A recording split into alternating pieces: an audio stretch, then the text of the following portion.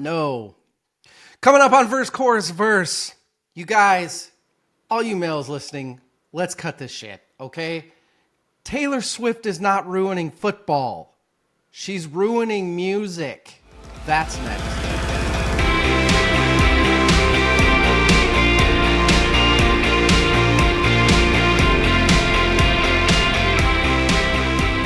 Welcome to Verse, Chorus, Verse. That was not cool. With me is Rachel Can't Fight the Seether Polio. Rachel, how mad are you now? So David does not run those past me or evil before he says them. And that's why they're good. And she knows it. I'll kill you. This whole phenomenon of Taylor Swift ruining football is hilarious to me. It's very hilarious to me. Yeah.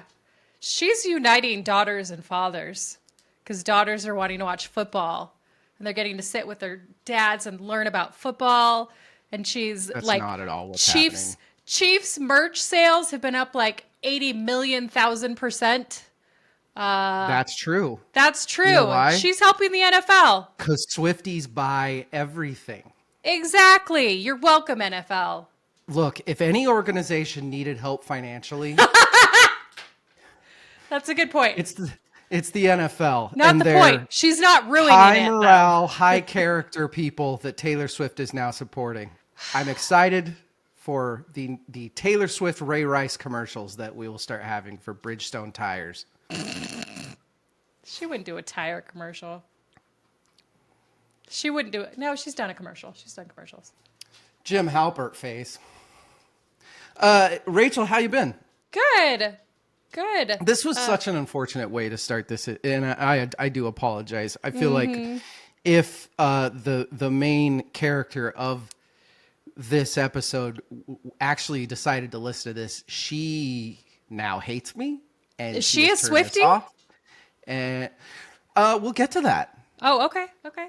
I do have things to say about that, though. Okay. But I just thought it would be a funny intro. It was a funny intro. I stand by it. And I just feel like you guys are concentrating on the wrong thing here.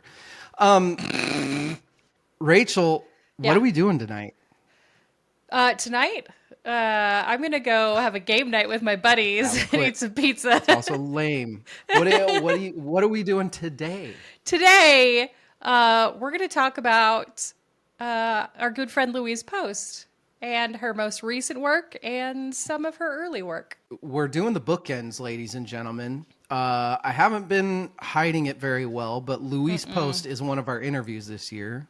We like to do get ready for it episodes for our interviews, as you guys know. And we just figured what better way to do that than to go over the album that made us all fall in love with Louise Post and been a huge fan ever since. And B, her most recent work, her first actual, we'll get to this, her first solo album. Yeah. Ish. Rachel, let's start with this. This is 2024 and 1990. Yeah. This is, swap that, reverse it. This is 1994 and 2024. Right. Where were you at with Veruca Salt before studying for this? They had some slappin' songs in the 90s. And so I loved Veruca Salt in the 90s. They were the epitome of girl rock, front, lead female artists, very empowering. Love that. And I loved hearing that kind of power coming from women. It was very rock and roll, and it was a really nice change from what had been around that time. Yeah, it was, I'm not going to spend a lot of time on it because as a male, I'm not allowed to, but it was very cool. They were, to me, the quintessential, look, there were some very, very powerful, amazing female fronts back then. Yeah. But the one that I feel both was just my cup of tea, just right up my alley. Very underrated somehow. Insanely underrated. Yes. Yeah, so we'll get to that. There's a lot to actually get to about this episode. Yeah. I'm excited. We've got a lot to talk about. We're doing, this is, I wouldn't call it an album exchange, but we're talking about two albums. We're talking about Sleepwalker by Louise Post, and we're talking about The American Thighs by Veruca Salt. Let's get to the most important part of the day. What are we drinking?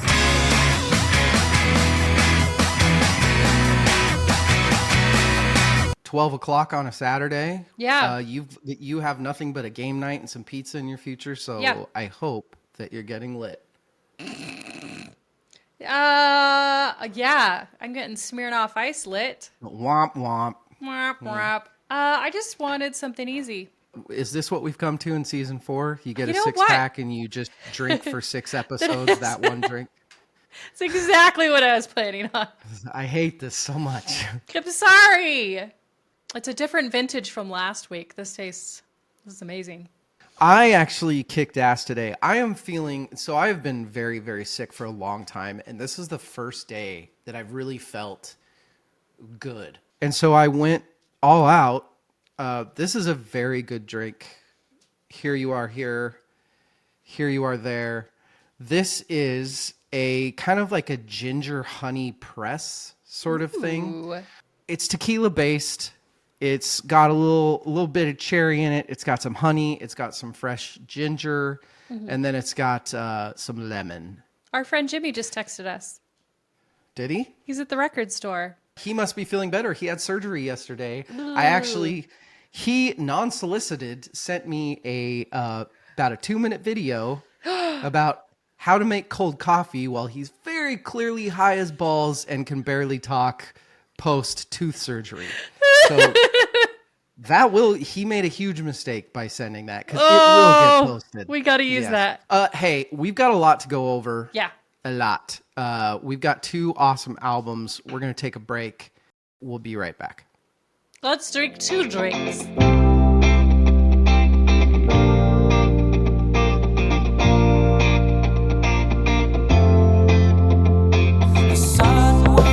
We are back, ladies and gentlemen. Let's go over our first album of the night. Rachel, bake it away, toys. So first up, we have American Thighs.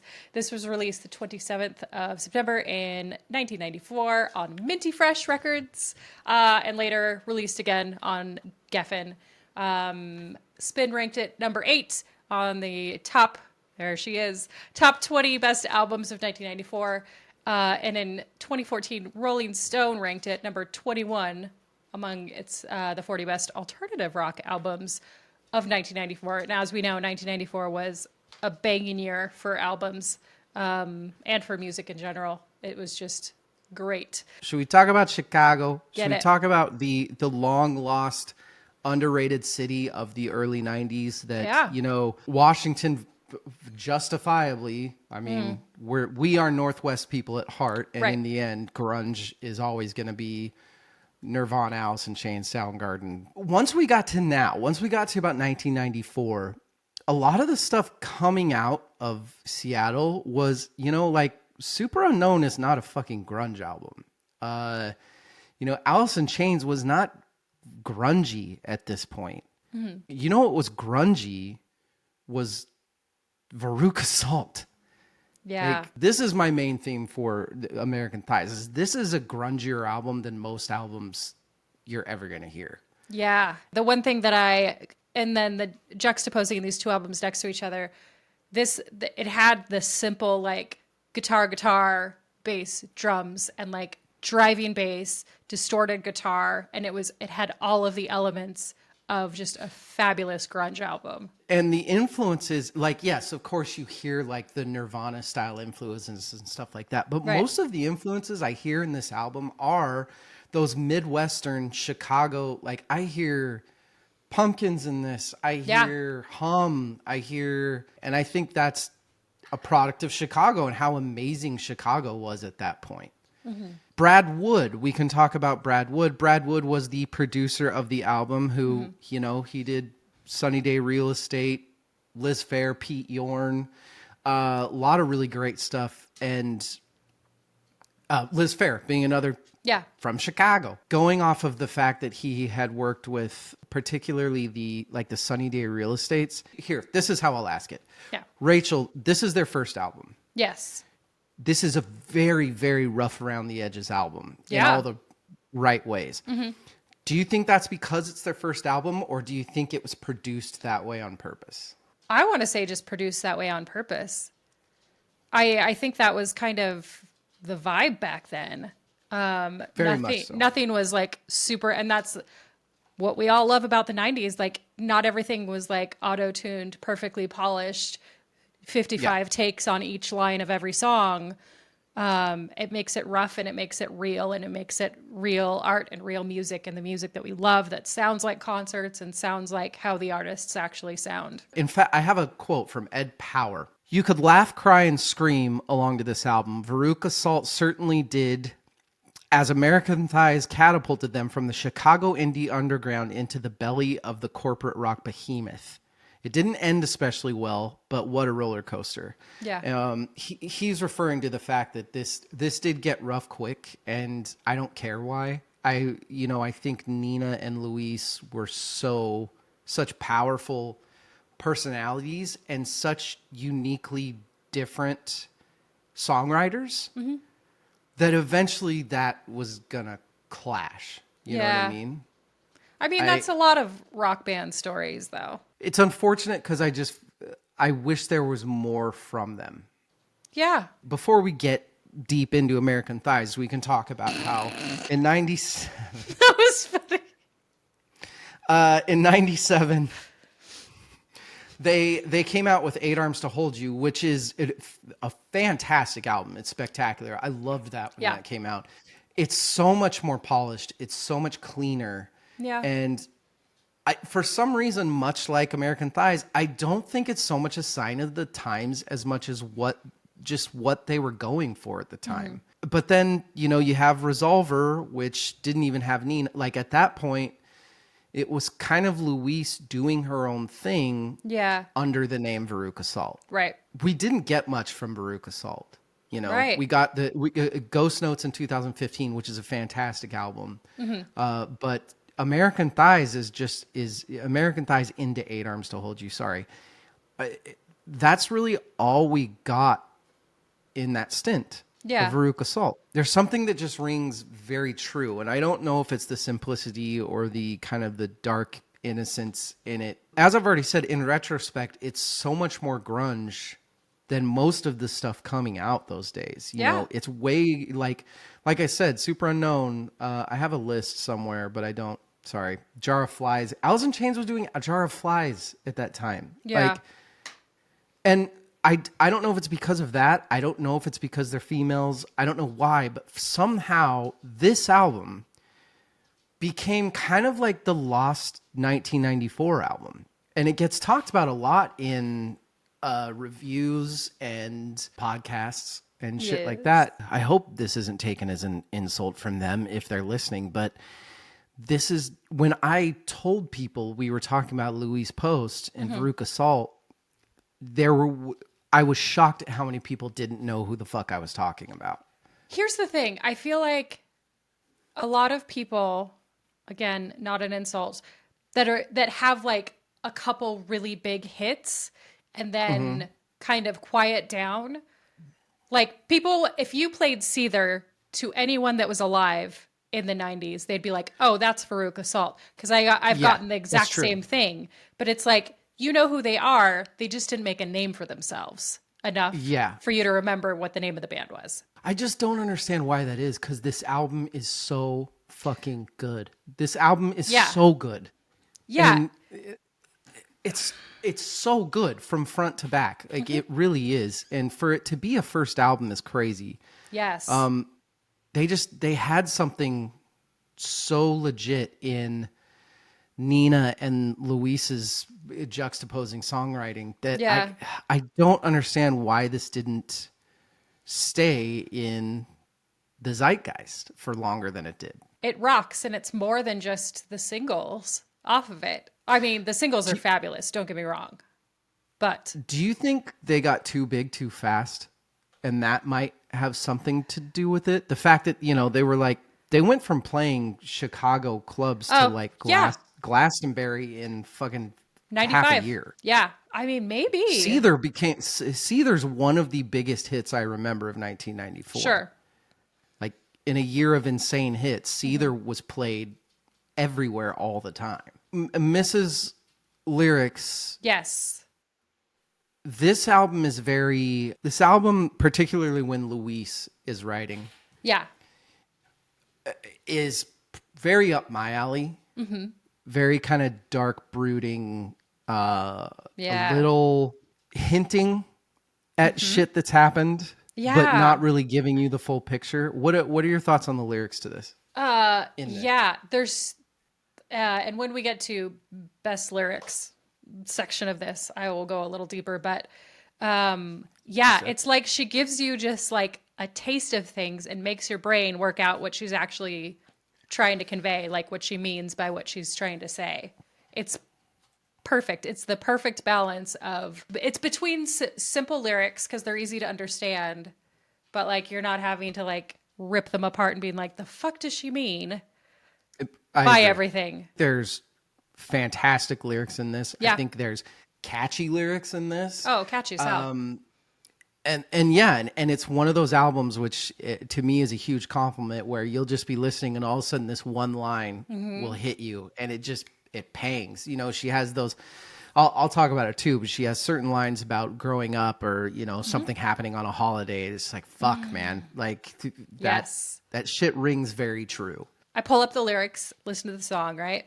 And every time I have like the best lyric, I'm like, no, but there's this one too. There's this one too. There's this one too. So I actually have a handful in my one best lyric because there's a lot that, like you said, that are very applicable to that you find meaning in for yourself. So this is a me problem. This is probably a male problem, honestly. But if I'm listening to a band like Veruca Salt, my mind is automatically probably wanting, or I shouldn't say that. I should say if I'm listening to an album that is from a female, I'm automatically wanting to come up with influences and sounds like that are female. Right. You know? Like Yeah. Veruca Salt sounds like Liz Phair kind of stuff.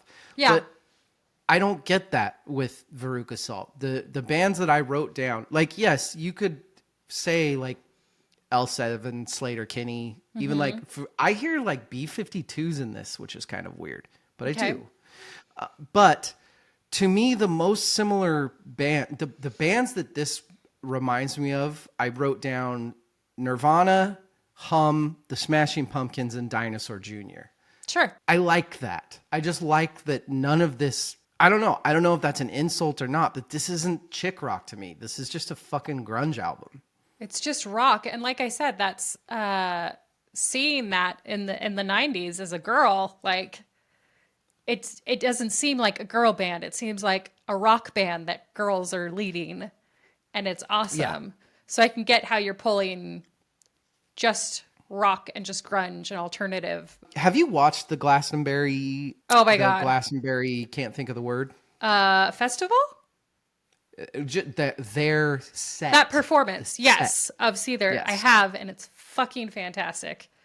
It's so amazing. It's so rock and roll. Like, it's, I don't give a fuck rock and roll. It's so, it's amazing. That was right after the release of their first album. That was 1995. That's impressive. And that crowd, that's a big fucking crowd to go for after a year. The album kicks off with a Nina Gordon song, Get Back, which I love a couple things about it. I love that it starts quiet. I love that it lulls you. I also love, and you don't hear this very often, I love that the lyrics start immediately. There's you get no bars of guitar intro, nothing like that. It is immediate, kind of timid singing. Yeah. To me, that song is a very ballsy intro song. There's so much sludge in this album. Yeah. It's like, it is so not hurried. And for them to have this first song that I didn't look up how many beats per minute it is, but it's slow, it slogs, but it's such a fucking awesome starter. And I don't really, to this day, I'm not sure how that works. I think it's just a great slow intro to the album though. Like, even though it starts out, lyrics first, balls to the wall in that way, I think it's a slow introduction to their sound. The ending, I wanted it to end right at, I'm spinning out, I can't control my car. And I wanted it to drop as soon as, just like it started, just stop there. But then there was like another guitar riff after that. Bookends, just lyrics, drop. I think that would have been great. Because then you wouldn't have that part where she keeps saying what is it? She keeps saying like, you want it, but you can't get it back. Or what is she saying right there? I think it's the more you want it, the less you're going to get it back.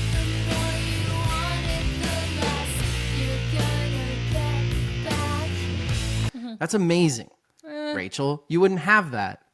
I want to kill it. Here's a tough question, hard-hitting question I'm going to ask you, and you have to be honest. I don't care who comes on this show at some point. Which writer do you like more, Gordon or Post? Ooh, both. I love all my children the same. I love them for different reasons. Never the case. Honestly. They're different, and it's hard to... No. I'm not going to pick. That is a cop-out, but it is a very... But it is a true answer. It is. It's very true. Who's your favorite? I love how... Post. And that's not like, yay, Louise Post is coming on. Louise Post she's my type of writer. Okay. She, I love Nina Gordon. I love how great she was at writing pop hooks and pop lyrics. And I don't I'm not like Seether isn't your typical pop album. Right. Because in the early 90s, typical pop was actually fucking amazing. Seether's fantastic. It's such a good song. Sure. But I feel like in the next album, they allude to the fact that Seether is actually about Louise Post. If you go to Post songs, Wolf and Victrola and All Hail Me, right? It's just it's from such a darker, more introspective place for me. I will say that I like Louise's writing better on Sleepwalker than I do on American Thighs. I think when I'm looking at just American Thighs, they're both fabulous, but I do think there's a lot of thoughtfulness that happens in Sleepwalker where it's a lot more vulnerable. Sure. And there's a lot more. There's more years added onto you're it. Stealing my Sleepwalker take. But sorry. We'll get there. No, you are completely right. You are totally right. A quick story about Seether. And once again, I think that a lot of this episode, I'm just going to end up pissing off Louise Post fans. Not my intention. Here's the thing about Seether. When we were in however old we were, 11 and 12 when this came out? Yeah, we were kids. We were idiots. Anyway, the big thing about Seether back then, the reason why it was such a cool song and it was so hip, it's because all of my people, because Seether, everybody talked about what is Seether about? What is that song about? Right. Like everybody everywhere talked about that. But in my location, which was Boise, Idaho, which was it's all Mormons and Christians and, real fun people. But the big thing about Seether was that it was about lesbianism, was that it was about women wanting other women, which back then was just so fucking edgy. Yeah. And now I look back and that seems so stupid to me. And it's so much more badass if I think of Seether as just being a fucking pissed off young person. Yeah. That's so much cooler. And that's what I've decided it's about for me. That's fine. What about you? What do you think? Let's talk Seether. Yeah, I never picked up lesbian vibes from that song, to be honest. There's no reason to. And so I always thought like we've said, like this whole movement in the 90s was just pissed off kids and pissed off kids listening to other pissed off kids like feelings and being able to relate to that. And so, that's the vibe I get from it. It's not my favorite Veruca Salt song, but as I feel like 95% of the people that exist. We didn't guess each other's favorite songs. Seether is probably mine.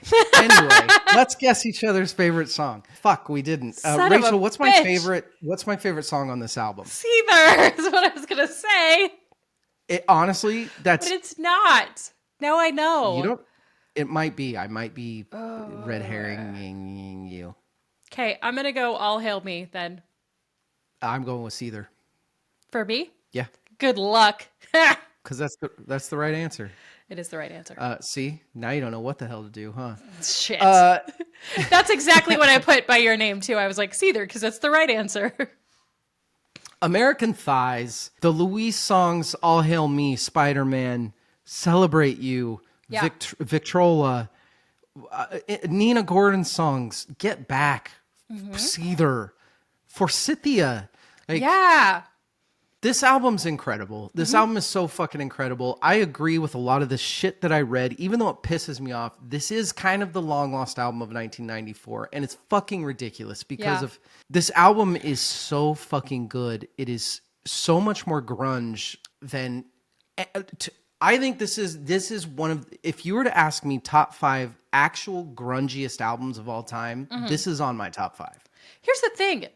I just have a new theory. Do you think because it came out in 94, it just got buried and lost amongst all of the other kick-ass music that came out in the time? Very possible. It came out in September, so it was in the middle there. Yeah. But the problem is it was extremely popular back then. Yeah. Extremely popular. I mean, it didn't end up going platinum. It only went gold, which is Right. fucking insane to me because I felt like this is one of those albums that I felt like growing up, everybody had this fucking album. Like that cover with the red dress with the hearts down the middle, or the white dress with the Yeah. hearts down the middle. I felt like that was fucking everywhere. Let's get to awards and categories because I've already spoiled like 90% of the shit that's in it. American Thighs, David Crosby, meh. Bad Yes. Review Award. I've got a great one. Go on. There was one shitty review, and all I wanted was a douchebag guy review. And guess what? You got a douchebag guy review? We got Sam Foss is who we got. 1 out of 5 stars. His review is titled Speaking Up for Middle-Aged American Males Everywhere. Okay, do you have the year of which this review was written? 2009. Okay, good. So he waited that 11 good? years. Is Or that 2009. good? 15 years. No, he's an idiot. Keep going. This is already my favorite bad review like of all time, just by the title and the year that it fucking came out. If you want American Thighs, try AC/DC's Rock Me All Night Long, which, by the way, is where they got the name American Thighs, is from Yeah. AC/DC. Wispy voices of American Thighs made the lyrics unintelligible. No. I see why they are kindly referred to as an alternative rock band. The music seemed like a neighborhood impromptu jam session. Okay, coming from a local garage, not okay if you're paying money for it. There's just so many good points, Rachel. Which point would you like to agree with first? That it was a band that put out the album and you have to pay for it to listen to it. I want you to do me a favor, Sam Foss. I want you to turn on 97% of the music that came out from 90 to 94. Yeah. And then I want you to turn on American Thighs and tell me which one is more unintelligible. Right. Like, this is one of the reasons I love this album is because this is one of the only grunge albums where you can hear every fucking thing that they're saying. Yeah. The What's Love Got to Do with It award. Rachel, tell me where the bias is here for you. This was the first time hearing the entire album. And so having the hits that I loved from the 90s, I definitely was like, everything rocks after that point. It made me more open to listen to the rest of it. Do you think that there's bias with this band because it's led by 2 females? Probably, yeah. Definitely. It's okay. I had been predisposed to not really like females in rock. Because your mom. And Thanks, Elaine. it is. It is. Like, for people that don't know this, I've said this a long, long time ago. Yeah. And do not email me anything. My mom is amazing, and I'm telling you right now that I will not respond. Like, don't say anything about it. My mom, bro. I'll beat you up. But she hated females in music. She just did. I don't know. I don't know why. I Did she hate them or did she not prefer them? It wasn't turn that trash. She never told me to turn that trash off. Right. She would get close when I would play a Dave Matthews song on the guitar for like the 7th time in a night. Then that's she would different. be like, "Can you fucking play something else, please?" It was a subtle bigotry. It was a subtle. It was a subtle. She just was never going to say, "Ooh, I like that," when it was a woman. You know what I mean? There's a lot of bias there because this was one of my intros to really, really liking female rock. Heart was first. Maybe some Cyndi Lauper. The Bangles? I didn't give a shit about the Bangles. No? Okay. That's fine. Or the Go-Go's. But I loved Cyndi Lauper so much. Yeah. And then, of course, and then Blondie, and I was like, oh, well, she can do anything she wants. The DMX award. For me, it's the female leads and being that hardcore. You had Hole around the same time. Again, it didn't hit the same for me. You had Liz Phair, who's just a solo. Fiona came out right after this, I believe. I feel like they helped pave the way for a lot of really hardcore rocking girls. And so for me, that's what's unique. After listening to this album and listening to a lot of 1994, my DMX award is that this was actual grunge. Grunge wasn't being played any fucking more. It really wasn't. This was grunge. I know I keep saying it and I sound like a broken record, but it's, to me, that was a massive breakthrough listening and studying for this, is realizing like, this isn't one of the lost albums of 94. This is one of the lost grunge albums. Yeah. The Mark Lanigan True Rockstar Award. I mean, that's the don't give a fuck that we were talking about. Like that performance at Glastonbury. They rock. They're just hardcore. This was actual fucking grunge. Like, these were people that got up on stage and sludged out their guitars as much as they could and wore the long white dress or the halter top and that sort of shit and just fucking rocked out. This was real rock back then. Yeah. They were fucking true rock stars. This is going to be an obvious question. I'll get it out. I might out of the way too. Overrated, underrated, or properly rated. This is massively underrated. Yeah. Massively. We keep calling it the long lost album 94, the long lost grunge album. Not enough people give this the credit that it deserves, as this really is in a time of the early 90s where we had hundreds of unbelievable albums coming out. This album is fucking nominal. Yeah, kind of what I said for is it currently rated well or properly, I suppose.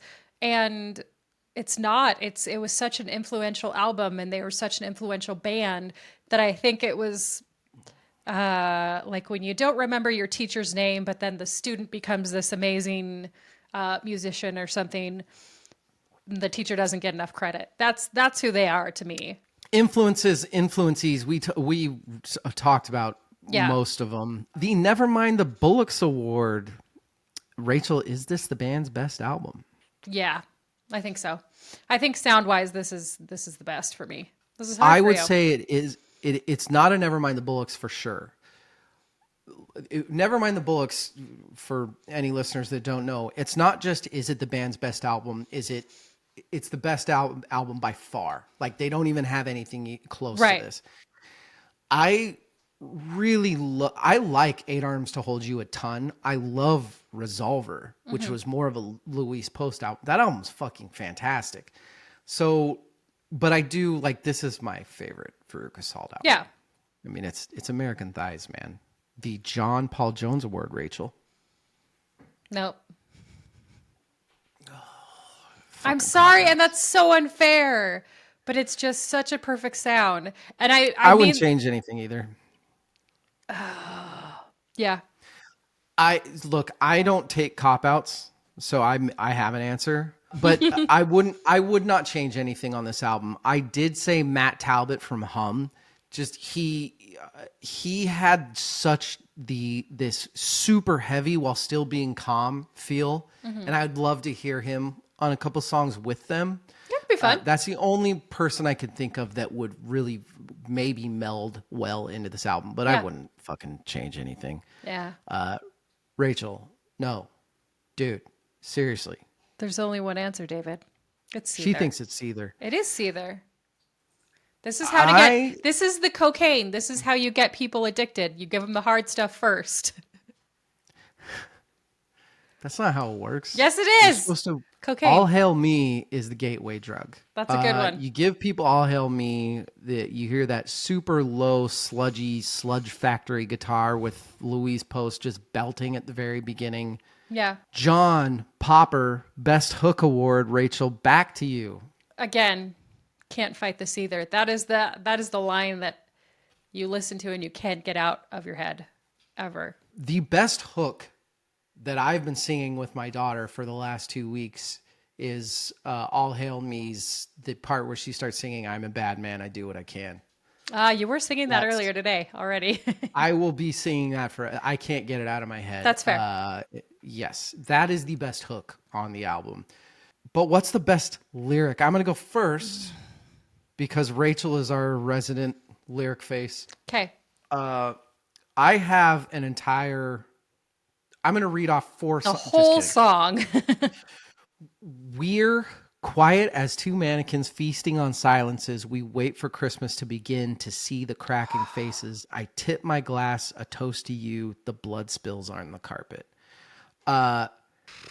Louise Post can fucking punch you in the goddamn heart with her lyrics, man. Rachel, what do you got? Another Louise Post joint. Slow sun in a Spanish way. One heart for the week of May. And then she goes into twice bitten, twice baked, twice led down the same mistake from Fly. That's really good. It's so good. Everybody and the TV gets a fucking trophy. Everybody gets a participation. And the TV was on. It is seeping into me. It is guiding my dreams.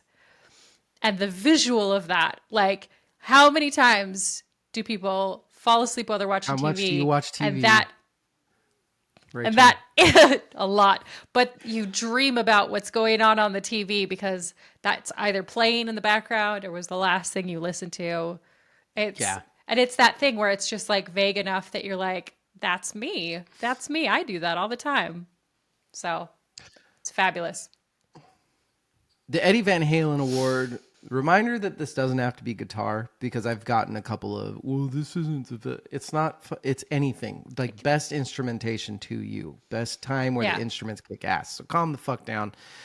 Mine is just that chunky verse Seether guitar. That extremely plain dun dun dun dun dun dun, that walk up the fretboard with the distortion back to the same note. That's so fucking awesome, and I'm in love with it. But what is yours? There were so many, and I did stick with guitars because I'm just doing what the listeners want. There was an amazing solo in Victrola, and there was an amazing solo in Forsythia. So, who's Forsythia? Forsythia. There she is. There she is. What's the Surfer Rosa Award, Rachel? This album was a little top heavy for me. Mild and then went into banger, banger, banger, banger, and then slowed down. The reason I named this award the Surfer Rosa Award is because I think that Surfer Rosa, which is one of my favorite albums of all time, has all the stuff that you could shove onto the radio at the beginning, and then the last half is all the stuff that if you really love the Pixies, that's the shit that you're into. Right. This is a fucking Surfer Rosa album. The first like 4 or 5 songs, yes, they're pop awesome. You could listen on the radio, you could get down. And then the last half is just this grungy, deep, thoughtful goodness that is like, if you have the patience and you take the time to listen to the songs, that's where the little nuggets are buried. Let's get to the hardest one that we don't like doing. Rachel, what's your least favorite song on this album? This one was really hard. Twin Star. Let's go there. I said the same thing.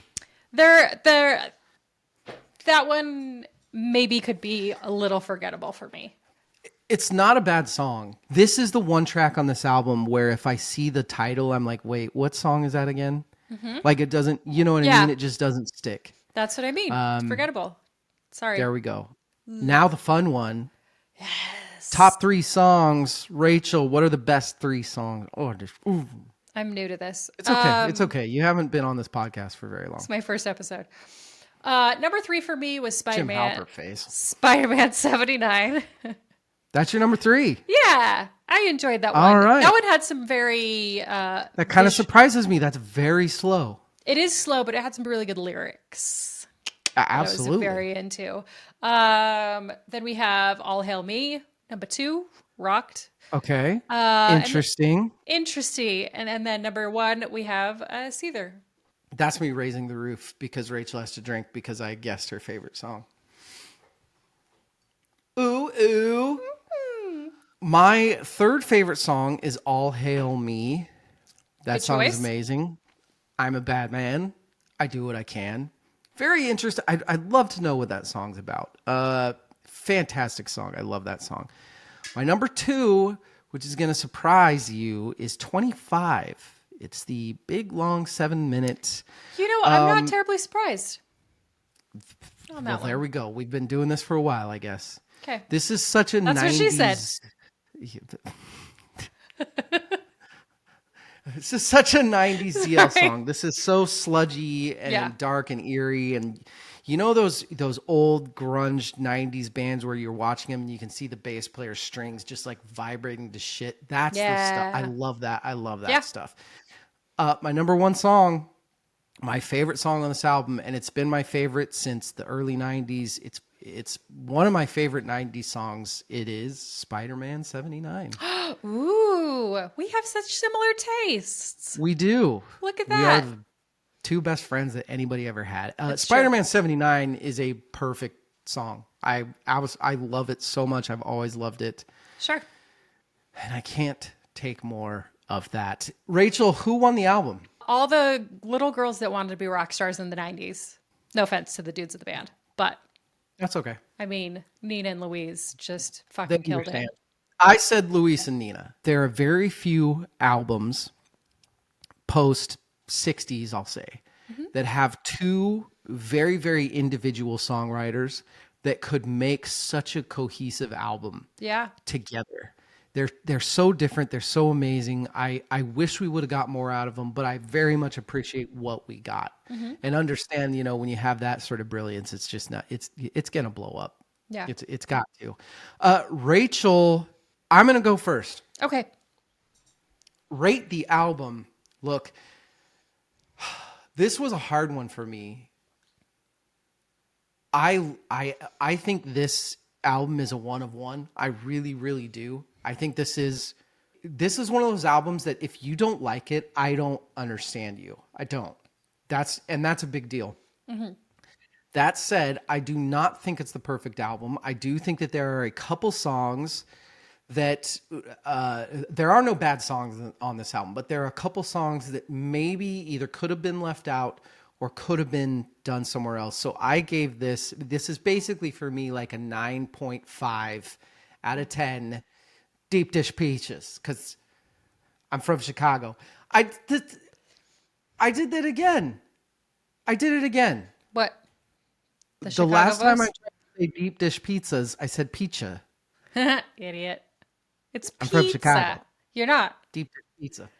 Your And Chicago my accent. fucking battery died because we've gone way over on this fucking album. Rachel, rate the album. I am a little bit harsher of a grader than you. I went with an 8.5. I was interested. This is the first time that you've rated an album since you were like, I'm just going to give everything a 10. So Well, I'm back to I was my old ways. interested. That's American Thighs by Veruca Salt. What an amazing album. Yeah. Go listen to it. We'll take a break. We'll be right back.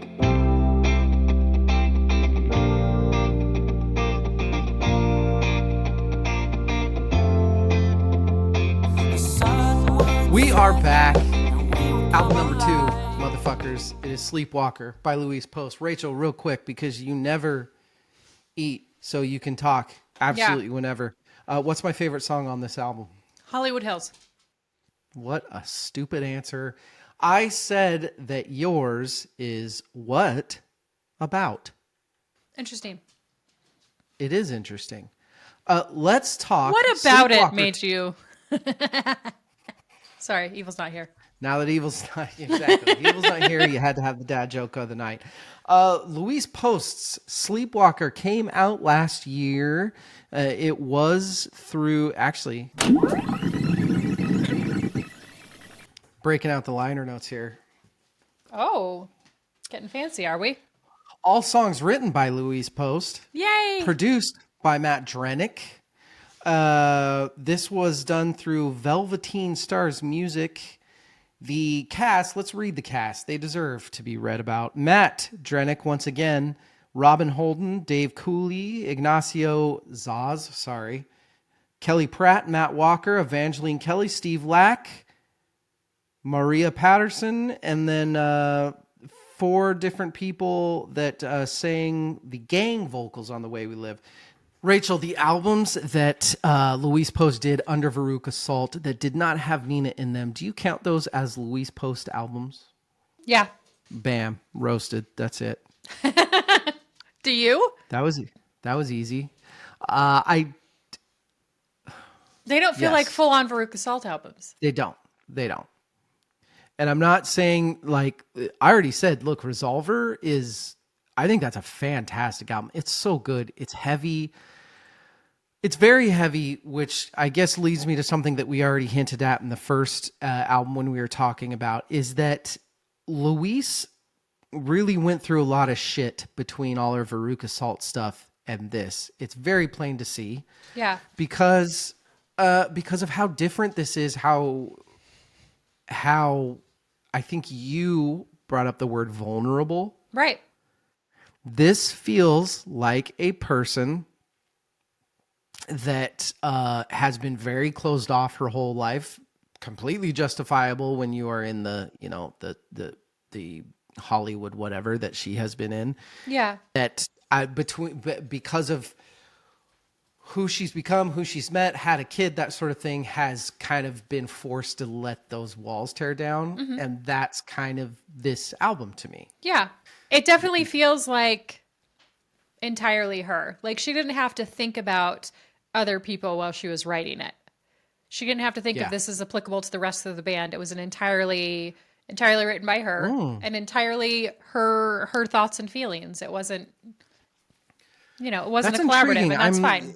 I'm so egocentrical that I never would have thought that a lead singer would actually give a shit about the other people in the band while they were writing their lyrics. So it's interesting that you would say that. I say that especially in this situation when we have the juxtaposition of a Veruca Salt album with Nina Gordon, and then we have this album where it's just Louise Post.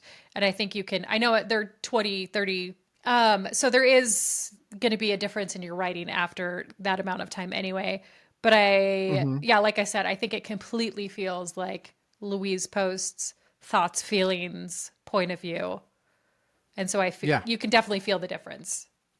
Which it's interesting because it's totally not what I was picturing was going to happen in a Louise Post album.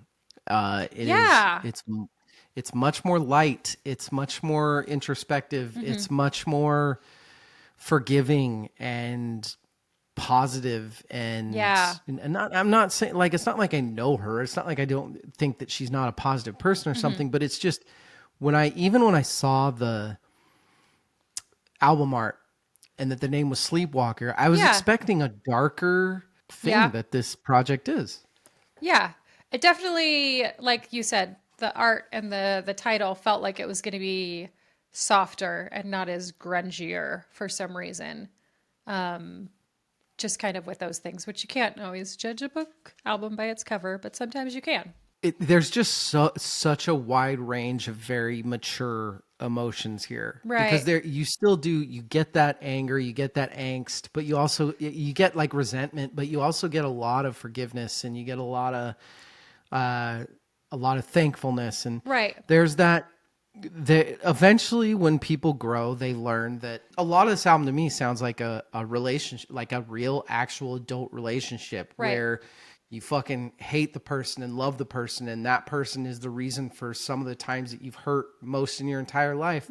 But they're also the reason that you've ever been as happy as you could be. Right. And it's a refreshing take on those sort of things, because I'm not used to that. I don't think any of us are. We're used to pop songs where you're either, the scumbag that broke my heart, fuck that guy, or it's the I'm so in love with you, you are my guy. It's one of those two. It's not going to be like you're a jackass, I love you more than anything. Well, and I think that with that maturity that she's gone through over the last 30 years, like there's a lot of understanding and admitting, like, people fuck up, I fuck up, you fuck up, it's okay. And then kind of thinking about it in a more thoughtful way, instead of like you hurt me, I'm pissed, this is a song about it. Yeah. You know what I mean? One of the interesting things that I wrote, I didn't write it, what the fuck, that I read while studying for this, is that one of the big influences that Louise Post has given is thanks to her kid, who I think is like 12 or 13, maybe 14, something like that. Yeah. That she's been listening to a lot of modern pop, that she's Eilish. A big fan of Billie Eilish, Yeah. that she's become a Taylor Swift fan, things like that. Yeah. That makes sense after listening to this album. I get some Billie Eilish vibes off this. For sure. For sure. What's interesting to me is I also get some much older influence vibes. Okay. It's like Tegan and Sarah meets Joan Jett, kind of. It's really, I hear some very, very older influences, a lot more classic songwriting influences than I have. I feel like you have that in the songwriting. I do feel like the vibes are definitely influenced by a lot of modern music, and that's where I'm feeling the Billie Eilish is like the soft, flowy vibes that are on this album, and like Very true. Lana, like. I also love about this album that you can just tell that it's somebody that has been around music for so long, because there are so many amazing musical decisions made. Yeah. In this album. Yeah. Just the way that it's written and produced, the bridges that go into the choruses, and what about this, have this rad like bass blast happen right here, and like Lily Allen-y. Yeah. It's like new mixed with old. I feel like for me, this album, I struggled with it because I like it for what it is, but I wanted, because I love there's introduction of horns, other instruments. There's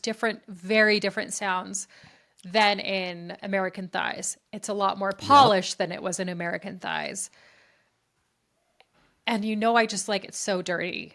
And so it was really hard for me to love this the same way that I loved American Thighs. You started that thought with how this was a bit of a challenge for you. Yeah. And that was one of my biggest thoughts on this album, is this album was a challenge for me. It was one of those that when I first turned it on, I didn't fucking get it. And it wasn't, I wasn't like, oh, this fucking sucks. It was because it's not at all what I was expecting. But that's so fucked up of me, because it's like, what, Louise Post is going to stay the fucking 20-year-old American Thighs songwriter? Like she's extremely happily married with a beautiful kid that she's in love with. Like, of course these people aren't going to be fucking bitter, angry. Well, they're going to change. It's been 30 years. Yeah, exactly. Get with the times, DL. Awards and categories. David Crosby Met Award. That I could not find one bad review on this. Every single review I found was positive. Awesome. Did you see anything that was at all negative? I always rely on you for that. I guess, well, in like written reviews, I didn't see anything that seemed negative. Yeah, no, nothing. What's Love Got to Do with It award? I'll go first. It is Louise Post. So, ever since American Thighs came out in 1994, I've been in love with Louise Post. Right. So, yes, of course there's bias on this. If I didn't know this person, if this wasn't Louise Post, would I have even listened to this album? No, I wouldn't have. You know what I mean? Well, I might have, because here's the thing is, for those of you that don't know, and I feel like most of you would, that listen to this podcast, her husband came out with a project a couple years ago that I am just obsessed with. And so I probably would have heard of this through that. Right. But would her husband have been able to come out with that? You know what I mean? Like, would I have heard of her husband's project if it wasn't for the fact that he was married to Louise Post, who was Louise Post? And Yeah. it's a rabbit hole, ladies and gentlemen. Yeah. Butterfly wing flaps. Having the knowledge of this be Louise Post from Baruch Assault definitely made me judge this album like it was going to be a Baruch Assault album. And that was very unfair. Yeah, you have a song like The Way We Live. It's so freeform and it's kind of silly. Yeah. You know, she's singing about how they're really good at watching TV together. Like it's almost this like kind of cheesy Rembrandt's kind of thing, and not in an insulting way, but yeah, it's so different. DMX Award. I think what makes this unique is how well it rides the line of Indian pop. Like this is such a pop album, but it has so much of an indie vibe still, and I don't really know how it does that. I don't get as much pop from it. I think it feels more indie to me than it does pop. I couldn't see a lot of this on the radio. Songs like Guilty and Okay, Guilty. What About I will concede on. Yeah, like the hooks are they're hooky. They're the hooky hooky. hooks are hooky. They're hooky. What's the Mark Lanigan True Rockstar Award, Rachel? I mean, similar to last time I said, you know, we have these amazing female leads. This is a woman stepping out from the shadows of the band that she's been comfortable in for so long and doing whatever she wants with it. And so in that way, she's a fucking rock star. I just said that this is very clearly her project. Yeah. This is her project written by her where she wants it to sound like this. And these are the songs that she wants. This is her. Overrated, underrated, properly rated. It's hard to think that it's anything. Yeah. First off, it's fairly new. You know, bands that I would compare them to, something like a Our Lady Peace, who I fucking love, by the way. If their lead singer separates and just does his own album, do I think that's going to be massive? No, not really. Yeah, so that's fair. Yeah, I don't know. Influences and influencees. Anything that we haven't talked about, Rachel? I said she was influenced by Baruch Assault. We haven't mentioned that one. Jenny Lewis, actually forgot about that one. Did we say L7? I think we said L7 for American Thighs, but not for this. But we didn't say Jenny Lewis. But We I did also not. have Slater, Kenny, Billie Eilish, Pixies, Lana.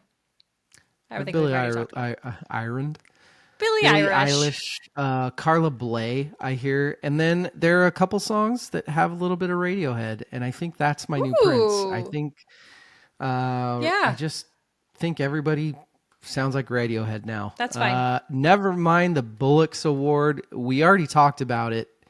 This isn't really her only album, even though it is, but it isn't. And no, I do not. I really like Resolver, as I've said a couple times. What do you feel about this award? I actually judged this on this album has Louise Post as the writer on it, and that is it. And so this is the only album. Her best album. Yeah, then it's simultaneously her best and worst album. She fucking did it. The John Paul Jones Award, Rachel. Okay. I didn't cop out on this one this time. If you said Nina Gordon, then you copped out. So I put Nina Gordon back on the album. No.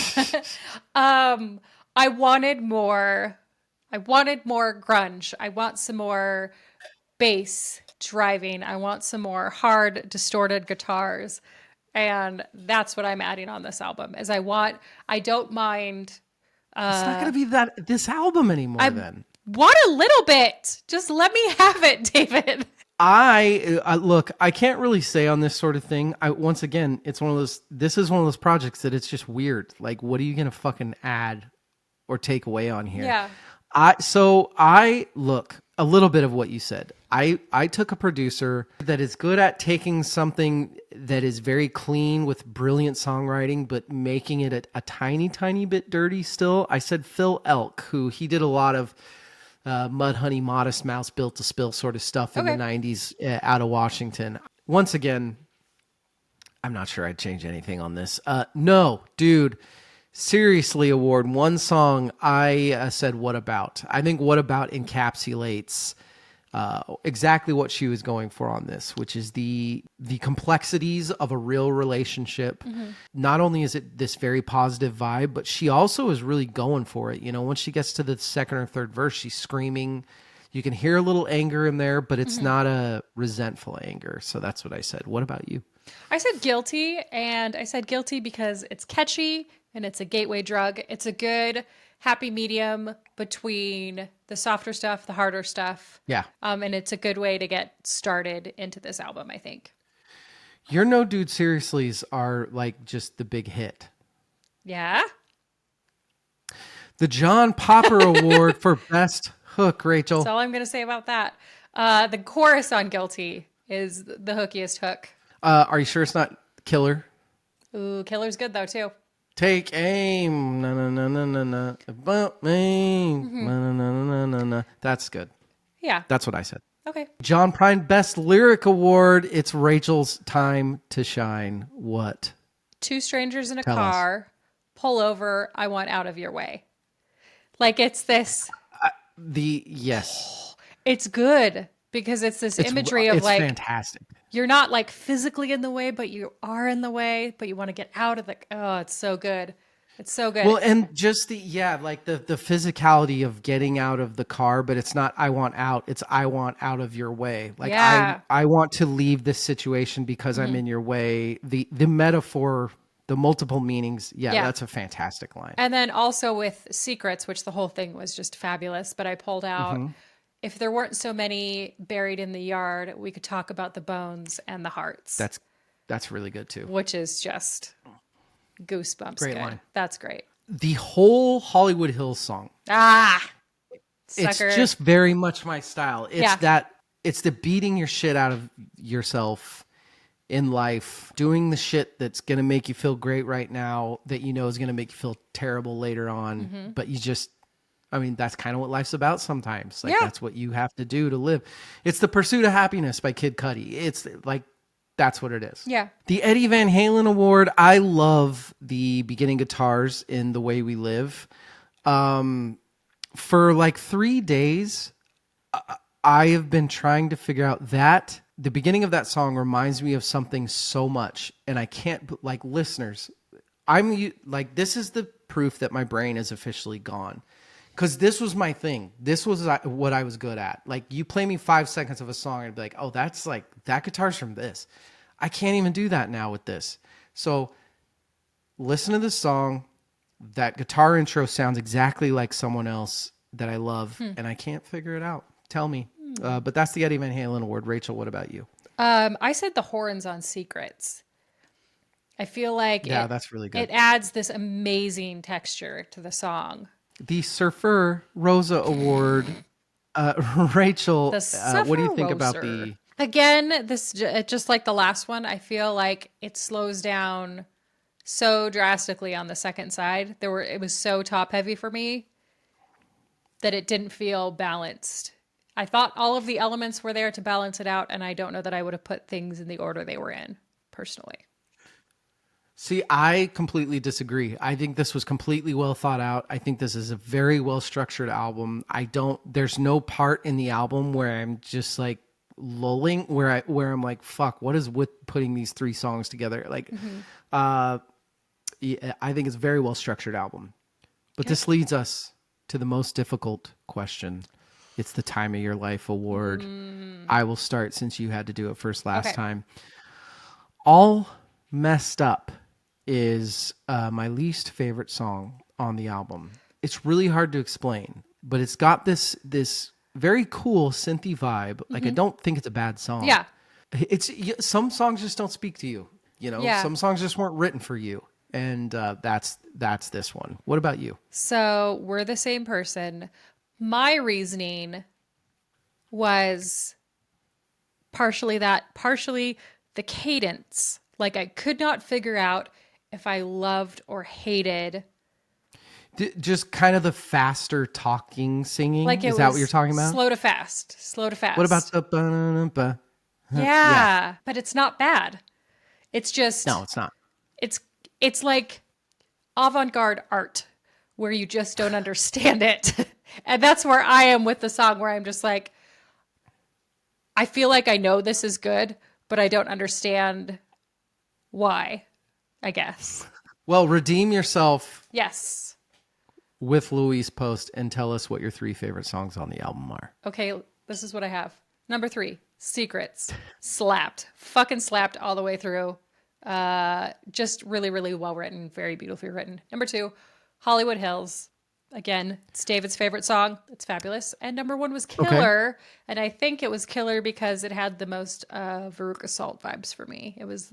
Killer fucking rocks. Yeah. Killer is the one song where she was like, I still need to fucking rock. And I think that for me, because those 3 were all right next to each other, right? Yes. It was Killer, Hollywood Hills, and Secrets, which is ironically the order of how I liked them the most. Killer's first. Well, in honor of Hollywood Hills, you should take 12 Hollywood pills. Rachel. Yes, I should. I don't have 12 on me right now, but I could take a couple. So mine are weird. Mine pop everywhere. My number 3 is The Way We Live, which is the last song on the album. I love the feel. I love the openness. I love the vibe. I think it's a fantastic ending track for an album. Okay. My number 2 is Killer, because it's Killer. Good choice. It fucking rocks, bro. My number 1 is going to very much surprise you, I think. It is All These Years. What the hell? No, it's not. I love the breathy Louise Post is fantastic. You know what it reminds me of that I just realized? It's very Time After Time by Cyndi Lauper. Oh, and you love Cyndi Lauper. I fucking love Cyndi Lauper. That makes sense. It's got that vibe to it. I love that song. I think that song's fantastic. Rachel, who won Sleepwalker? Louise. She got to do whatever the fuck she wanted. This seems like it was extremely important for her, right? Yeah. Doesn't it? Yeah. That makes a good album. When you listen to an album, you can tell that like this meant a lot to this artist. Yeah. Like I think that's one of the bigger compliments you can give a project. Mm-hmm. You're welcome. No, you're right. It's Louise. Yeah. Louise is the right answer. That's who won this album. Let's rate the album. I am going to give this a 7 out of 10. I think this is a fantastic project. It's not quite not every album's going to be your vibe, man. Mm-hmm. You know what I mean? And like we've talked about before, I don't really think this type of project was really written for someone like me. But I do think it's a fantastic project, and I'm very happy it's in my life. Rachel, copy paste. There are those 3 songs, Killer, Hollywood Hills, Secrets, rock for me, and I will listen to those repeatedly. Some of it, the other stuff, it's just not what I wanted. It's not my vibe. That is Sleepwalker by Louise Post. We did American Thighs. We did Sleepwalker. Yes. Ladies and gentlemen, thank you for coming and listening to these albums with us. Listening to the fabulous Louise Post for a few weeks has been a blast. There are some other she just came out with a project that is unreal that we will talk about called Veils. The reason that we're going to talk about it is because who joins me, we don't know yet who all, but at least me, who joins next week, Rachel? Louise Post? She does. She's going to talk to us. She's going to talk to us about Sleepwalker. She's going to talk to us about some other project that she's had. She's going to talk to us about Veruca Salt. Yay! And she's going to talk to us. I'm telling you, there's a new project called Veils that she came out with this group. Man, I'm excited to talk about that with her because it's fucking good, you guys. It's really fucking good. Rachel. Yeah. Thank you so much for doing this with me. Anytime. There's a little part of me that thought I was going to get a 10 out of 10 for American Thighs from you, gotta say. Really? Mm-hmm. That's not surprising. I do love my 90s grunge. VerseCourseFirst.com at VerseCourseFirstPod. Hey, we're on video now, people. You can go over there. You don't have to, but you can. But you can. All right? I like the fact that our audio numbers are still growing quite a bit.